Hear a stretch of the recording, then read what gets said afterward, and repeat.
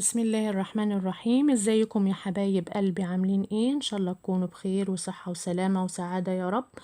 النهاردة بقى فيديو جديد للأولاد عشان هم أكيد زهقوا من حكاية السندوتشات للمدرسة والحاجات اللي انتوا عارفينها دي، فحبينا نغير النهاردة وهعمل لكم الحاجات الحلوة اللي انتوا شايفينها دي.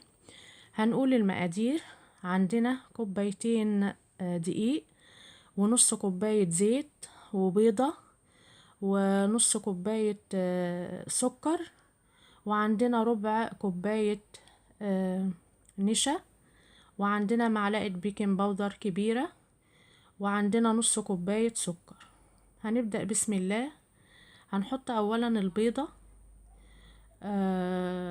وهنحط عليها السكر، ونبدأ نضرب عشان ينخفقوا مع بعض زي ما انتوا شايفين وموضح في الصورة كده. وبعد كده احنا كان معانا معلقة تانك اللي هو العصير وكوباية مية، حطينا الكوباية المية على معلقة العصير ودوبناها، اللي هو دلوقتي احنا بنحطه وبنقلب. ودي نص كوباية الزيت ونفضل نقلب. ودي معلقة خل كبيرة هنحطها برضو عشان بتساعد على الهيشان الكيك. وهنحط دلوقتي عصرة ليمونة، ودي بتساعد يا جماعة ان الكيك يطلع ابيض مش غامق، عشان الناس اللي بتشتكي وتقولك الكيك ليه بيطلع غامق. حط عصرة ليمونة اللي هي بمقدار معلقة صغيرة، فهتخليه فاتح وجميل زي بتاع برا. وده عندنا كوبايتين دقيق، عليها ربع كوباية نشا، ومعلقة بيكنج باودر كبيرة، ورشة ملح. هنقلب كل الخليط ده مع بعضه ونبدأ نضيفه للسائل زي ما انتوا شايفين كده. والمرحلة بتاع العصير التانك، ودي نص كوباية مية مغلية. هقول لكم هنعمل ايه بيها دلوقتي. في اول الفيديو كان معانا معلقة كبيرة عصير اللي هو التانك ده اللي بيجي جاهز. حطينا كوباية مية هنحط فيه المعلقة وندوب لحد ما العصير يدوب. وده بديل يا جماعة اللي ما عندوش عصير برتقان او لبن، ده البديل ليه، بس بصراحة بيديله لون جميل زي ما انتوا شايفين كده. وبدأنا نحط الدقيق مع السائل ونقلب كويس. معانا دلوقتي اللي لسه ما حطيناهاش هي نص كوباية مية مغلية، ولازم أن تكون مغلية يا جماعة مش دافية، مغلية. هنضيفها دلوقتي في آخر مرحلة، لازم في آخر مرحلة آخر حاجة بنحطها هي نص كوباية المية المغلية. دي بتساعد يا جماعة ان الكيك يطلع معانا طري وهش، وهتشوفوه دلوقتي ابيض وجميل وشكله روعة. ودلوقتي شايفين انتوا الخليط العصير عامل ازاي لونه. وما حطيتش فانيليا يا جماعة عشان هو بريحة البرتقال، فمش مش اللهم صل على النبي، مش محتاج فانيليا عشان هي ريحة البرتقال فيه. ودلوقتي احنا بنقلب الخليط كله مع بعضه عشان يمتزج كله مع بعضيه وما يبقاش فيه اي تكتلات. وهوريكم دلوقتي القوالب اللي احنا عندنا متاحة ان احنا هنصب فيها الكاب كيك. عندنا دي قوالب سيليكون يا جماعة، دي القوالب السيليكون اللي عنده ياريت يستعملها، بصراحة جميلة جدا. وديت قوالب ألمونيوم. السيليكون يا جماعة مش بيدهن حاجة، هو بيتحط كده على طول.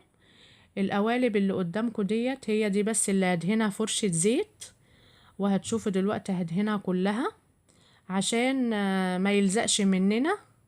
فبنديلها طبقة كده من الزيت، هندهنها من الجوانب ومن كل حاجة بفرشة زيت كده، وهتشوفوا دلوقتي. لكن السيليكون ما بستعملوش اي حاجة، هو كده مش عايز اي مادة دهنية، بيتصب كده منه فيه علشان هو ما بيلزقش، اللي هي طبقة السيليكون مش محتاجة اي دهون. ودلوقتي انا بدهن قدامكم اهو طبقة الزيت زي ما قلت لكم كل اللي هصب فيه. وهجيب حاجة كده بقى ليها زي بوزة كده عشان ما بهدلش الدنيا، واصب منها وابقى يعني ان انا اصب براحتي بقى، الدنيا ايه ما تتغرقش حواليا وكده. هوريكم دلوقتي اهي، دي ليها هي زي بوس كده عشان اقدر ان انا اتحكم ان انا اصب براحتي وما بهدلش الدنيا. فدلوقتي انا هبدأ اصب اهو في الوعاء اللي انا جبته ده، وهوريكم دلوقتي انا قصدي ايه. اللهم صل وسلم على سيدنا محمد وعلى اصحابه واجمعين. كده مليتها كلها اهي. هبدأ بقى اصب 3/4 يا جماعة، مش بصبها كلها، يعني مش بملاها كلها، 3/4 عشان بعمل حساب ان الارتفاع هي بترتفع شوية، الكب كيك بيترفع شوية، فانا بعملها 3/4، اخلي بس الربع الباقي هو بس اللي مش مليان، عشان بعمل حساب ان بعد كده هترتفع وما تبقى هشة وجميلة يعني. كده عملنا اول قالب، نيجي تاني نعمل بقى القوالب الباقية اللي هي السيليكون. وانا زي ما قلت لكم كده ان السيليكون ما بيدهنش حاجة يا جماعة، يعني انا جايباها كده اهي ما فيهاش اي مادة دهنية، فهصب على طول. والقوالب السيليكون دي على هيئة فراشة عشان الاولاد بيحبوا الاشكال دي، وطول ما انتوا بتنوع لهم وبتشكلوا لهم هم بيحبوا الحاجات اللي هي على هيئة يعني فراشات حيوانات الحاجات دي. فياريت لما تلاقوها في السوق ياريت تجيبوها لهم، عشان هي اللي بتشجعهم على الاكل، ودي حاجة هي مغذية ومعمولة في البيت وضامنة نظافتها ومش جاية من برا وغير مكلفة. وكل حاجة في البيت ما فيش الا البيضة بس هي اللي هنجيبها من برا، وكل حاجة موجودة. هنبدأ نصب بقية المقدار عشان نكمل القوالب. وهوريكم دلوقتي كوبايتين الدقيق يا جماعة عملوا قد ايه مقدار. بسم الله ما شاء الله. هتشوفوا دلوقتي الكمية من كوبايتين دقيق بس، وحاجة اقتصادية وغير مكلفة. هنبدأ اهو. القالب ده مختلف عشان كل واحدة متشكلة غير التانية، يعني هو قالب على بعضه متشكل كل حاجة غير التانية. وهوريكم برضو بعد السوا شكله يجنن ازاي، والتسوية ان شاء الله تبقى مظبوطة. ودلوقتي وانا بعمل معاكم الفرن شغال على 180 درجة الحرارة يا جماعة. اول ما نصبه كده نبدأ ندخل في الفرن على طول. بياخد قد ايه في الفرن؟ بياخد ربع ساعة، عشان يا جماعة الكب كيك ما بيبقى زي الكيك. الكيك بياخد تسوية والكب كيك بياخد تسوية تانية خالص. ده عشان كمية قليلة فبتاخد بس في البوتاجاز بتاخد ربع ساعة. وده القالب التاني بس ده سادة، حبيت اشكل لهم سادة واللهم صل على النبي. والتاني برضو على اشكال وكده انوع لهم، يعني في الاخر خالص يبقى مجمل كله يبقى متشكل، وكل الاولاد الشكل اللي هم حابينه ياكلوا منه. وكده هبدأ احطه في الفرن يا جماعة. وبعد كده هنيجي بإذن الله لما يطلع من الفرن. انا ما عرفتش اصور جوه الفرن عشان لو فتحت عليه هيهبط. انتوا عارفين ان اي كيك او كب كيك او اي حاجة فتحنا عليها فممكن تهبط مننا، فانا خفت افتح احسن تهبط مني، فقلت بعد ان شاء الله بعد السوا هوريها لكم. وكده يا جماعة بسم الله ما شاء الله بعد ما طلع من الفرن شايفينه ذهبي وشكله روعة ازاي، وشايفين بقى دهنة الزيت طلعته بسهولة ازاي. اهو والله يا جماعة انا قدام الكاميرا اهو بطلع قدامكم اهو زي ما انتوا شايفين، وشايفين بقى من تحت دهب ازاي والوش عامل ازاي. وهوريكم برضو ان هو طري وهش وجميل. وهفتح لكم واحدة دلوقتي هوريكم قلبها طري ولا ايه. اهو شايفين دي هيئة الوردة يا جماعة، وده شكل تاني، وده الفراشة السيليكون اللي قلتلكوا عليها سهلة اهي. يا دوبك بتقلبوها بس كده من غير اي دهان ولا اي حاجة اهي. بسم الله ما شاء الله، ولا ده ولا لزقة ولا اي حاجة، من غير مادة دهنية.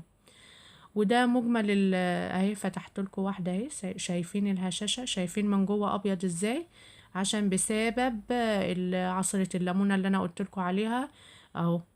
مش غامقة ولا ناشفة، بسم الله ما شاء الله، طرية جدا وهشة زي ما انتوا شايفين كده. ودي على هيئة وردة شكل مختلف برضو، وفيه دي برضو وردة مختلفة، وفيه اللي هو السادة، ودي برضو كل واحدة مختلفة عن التانية يا جماعة. كل قالب مدي حاجة شكل عن القالب التاني، فمجمل كله بإذن الله هيعجب الأولاد كله. وتاكلوه بألف هنا وشفا، وينال رضاكوا يا رب، وتفرح بيه أولادكوا. وعايزة منكم دعوة حلوة بقى واشتراك في القناة، وتدعموني كده عشان يوصل لكم مني كل جديد وجديد. ودلوقتي انا فضيته كله بقى القوالب في طبق واحد. شايفين بسم الله ما شاء الله، شايفين الهشة، شايفين بضغط عليها ازاي ايديا بتعمل ايه، شايفين الطراوة، شايفين بقى اللون الذهبي الحلو الجميل ده. شايفين يا جماعة؟ ولا الريحة اقول لكم روعة روعة روعة، وبألف هنا وشفا على قلبكم. وكده الفيديو يا رب يكون عجبكم، لايك وشير، والسلام عليكم ورحمة الله وبركاته. يا رب يكون الفيديو عجبكم. دمتم في رعاية الله.